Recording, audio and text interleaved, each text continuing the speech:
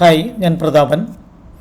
പലപ്പോഴും നമ്മൾ കമ്പ്യൂട്ടറിൽ വർക്ക് ചെയ്യുമ്പോൾ കമ്പ്യൂട്ടറിലുള്ള സ്ക്രീനിനെ നമ്മൾക്ക് പല രീതിയിൽ കോപ്പി എടുക്കപ്പെടേണ്ടി വരുന്ന സന്ദർഭം ഉണ്ടാവാം. പലപ്പോഴും അത് ടെക്നിക്കലായിട്ടുള്ള ഇഷ്യൂസുകൾ വരുമ്പോൾ ടെക്നീഷ്യന് നമുക്ക് നമ്മുടെ സ്ക്രീനിലുള്ള എറർ മെസ്സേജ് എന്താണെന്ന് അയച്ചു കൊടുക്കേണ്ടി വരുന്ന സന്ദർഭത്തിൽ പലപ്പോഴും നമ്മൾ ചെയ്യുന്നത് മൊബൈൽ ക്യാമറയിൽ ഫോട്ടോ എടുത്ത് അവർക്ക് അയച്ചു കൊടുക്കുക എന്ന് പറയുന്ന ഒരു സംവിധാനമാണ് അവലംബിക്കുന്നത്. എന്നാൽ നമുക്ക് നമ്മുടെ കമ്പ്യൂട്ടറിൻ്റെ ഒരു കീയുടെ സഹായത്തിൽ വളരെ എളുപ്പമാർഗ്ഗത്തിൽ കമ്പ്യൂട്ടറിൽ കാണപ്പെടുന്നത് എന്താണോ അതിൻ്റെ സ്ക്രീൻഷോട്ട് നമുക്ക് കോപ്പിയെടുക്കാൻ പറ്റും.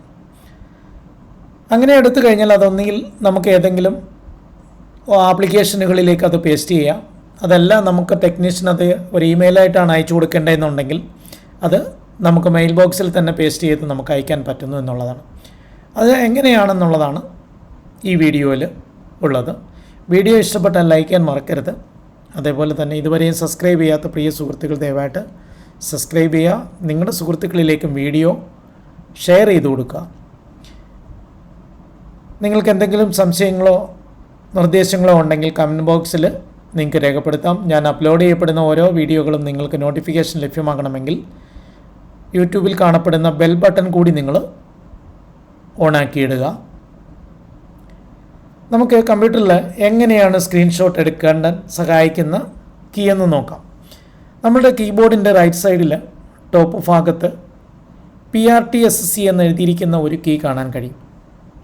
ആ കീ പ്രിൻ്റ് സ്ക്രീൻ എന്നാണ് ഇതുകൊണ്ട് ഉദ്ദേശിക്കുന്നത്. നമ്മുടെ കമ്പ്യൂട്ടറിൻ്റെ സ്ക്രീൻ അപ്പോൾ നിലവിലുള്ള സ്ക്രീൻ എന്താണോ ആ സ്ക്രീനിൻ്റെ ഒരു കോപ്പി ക്രിയേറ്റ് ചെയ്യുക എന്നുള്ളതാണ്.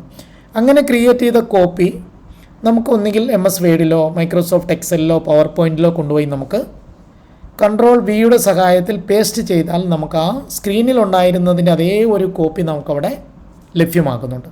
പലപ്പോഴും നമ്മുടെ മൊബൈൽ ക്യാമറ ഉപയോഗിച്ച് നമ്മൾ സ്ക്രീൻഷോട്ടുകൾ എടുക്കാറുണ്ട്. അതേ സംവിധാനം തന്നെയാണ് ഇവിടെ നമുക്ക് പ്രാവർത്തികമാകുന്നത്. എന്നാൽ നമുക്ക്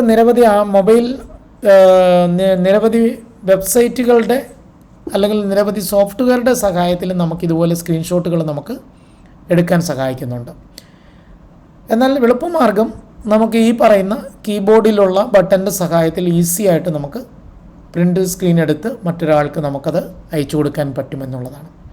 അതിന് നിങ്ങൾ ചെയ്യേണ്ട കാര്യം കീബോർഡിലെ പ്രിൻ്റ് സ്ക്രീൻ കീ ബട്ടൺ അമർത്തി അതിനുശേഷം നിങ്ങൾക്ക് കൺട്രോൾ V ഉപയോഗിച്ചുകൊണ്ട് പേസ്റ്റ് ചെയ്ത് നമുക്ക് വാട്സപ്പിലോ അതേപോലെ തന്നെ ഇമെയിലായിട്ടോ നമ്മൾക്ക് അയച്ചു കൊടുക്കാൻ കഴിയുന്നതാണ്.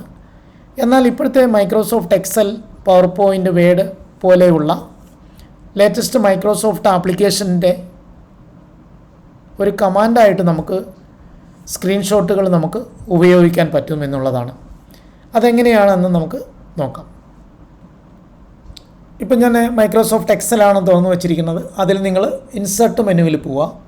പോയതിന് ശേഷം നമുക്ക് ലഭ്യമാകുന്ന ടൂൾ ബാറിൽ സ്ക്രീൻഷോട്ട് എന്ന് പറയുന്ന ഒരു കമാൻഡ് അവിടെ ലഭ്യമാണ്. അതിൻ്റെ റൈറ്റ് സൈഡിലുള്ള ചെറിയ ആരോ മാർക്കിൽ ക്ലിക്ക് ചെയ്ത് കഴിഞ്ഞാൽ നിലവിൽ നമ്മൾ തുറന്നു വച്ചിരിക്കുന്ന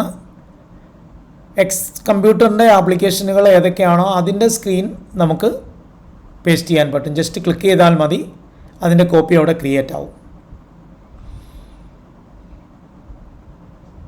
അതല്ല നമ്മൾക്ക് വേണ്ടുന്നത്, അതിന് പകരം ഈ പറയുന്ന ആപ്ലിക്കേഷൻ അല്ല നമുക്ക് നമ്മുടെ കമ്പ്യൂട്ടറിൻ്റെ ഡെസ്ക്ടോപ്പിൻ്റെ പിക്ചറാണ് അയക്കേണ്ടത് എന്നുണ്ടെങ്കിൽ അതിന് നമുക്ക് ആ കമാൻഡിനെ തന്നെ ഉപയോഗിക്കാൻ കഴിയും.